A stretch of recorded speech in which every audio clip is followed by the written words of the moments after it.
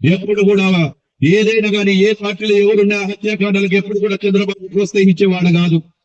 ఈ రోజు పార్టీ నాయకులు అనేకమైన గ్రామాలలో దాడులు చేస్తా ఉన్నారు, మనుషులను చంపుతా ఉన్నారు. అదే విధంగా అక్రమ కేసులు పెట్టి హత్యా కేసులు పెడతా ఉన్నారు.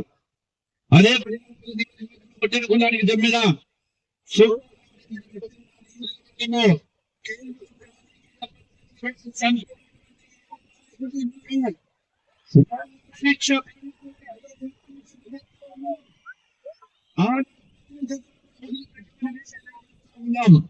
ఎందుకంటే చాలా బాధాకరం.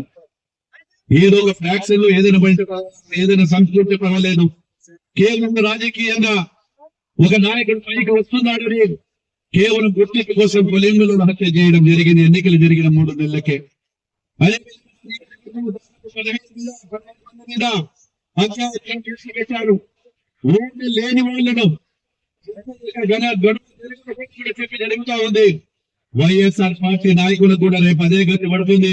ఏదైతే మీకు మాకు జరిగిందో మీకు కూడా ఈ రోజు అవ్వచ్చు, రేపు